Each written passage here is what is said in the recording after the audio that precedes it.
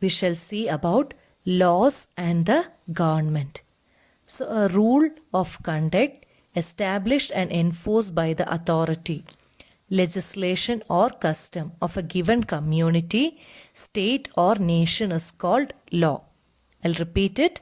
A rule of conduct established and enforced by the authority, legislation or custom of a given community, state or nation is called law. So it is both the responsibility of the government and citizens to uphold the integrity of law. So we have to abide or obey the laws given by our government. The government makes laws that everyone living in the country has to follow. It cannot only make a decision but can enforce it as well. So it cannot tell you, it can also force you to obey the rules. So let me tell you an example. Everyone driving a motor vehicle is required to have a license. So any person caught driving a vehicle without a license can either be jailed or fined a large sum of money. Same as the decisions that the government can take, people can also take some steps if they feel that a particular law is not being followed. So example of this is, if a person feels that they were not hired for a job because of their religion or caste, he or she may approach the court to claim that the law is not being followed. So in this case, the court can give orders about what should be done. So the government has its right to enforce the law. In the same way, we can fight for the law. Okay. So with this, the chapter is over. Now we shall have a recap of the chapter. So first one, define government. So government is a system or machinery present in each country in order to make decisions for the proper running of the government. The system or machinery present in each country in order to make decisions for the proper running of the country is called government. The next one, what is law? So the rules laid down by the government for proper functioning of the country are called laws. What is law? The rules laid down by the government for the proper functioning of the country are called laws.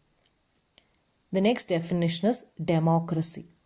A system of government in which the people of the country choose their leader to rule is called democracy.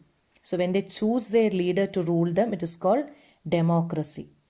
The elected government is answerable to its people for its decision. The next one is monarchy. So a system of government which is run by a king or a queen on the hereditary basis and where people do not get their say in decision making is called monarchy. So the people will not get a chance to tell their decisions. So the king or queen is said to be the monarch. The next one we saw about elections. The process in which citizens of a democratic country cast their vote for the leaders of their choice is called election. So when our Indian citizens cast their vote for the leader of their choice, it is called election. So the elected leaders form the government. Okay. Now we saw another one is called representative democracy. So representative democracy is a form of democracy in which people do not elect the government directly. So we are not going to elect the government directly, but only choose their representative. Okay, so we choose our representative who collectively form a government. Okay, so these representatives form together and they make the government. So most democracies are representative in nature. Another important thing is called universal adult franchise. So according to this rule, it allows an adult in the country, that is a person who has attained 18 years of age, to vote and take part in election, irrespective of caste, creed, gender, literacy, occupation, etc. And we also saw about the 3 levels of government, that is the national level. the state level and local level. Okay. So with this, the chapter is over. Thank you, children.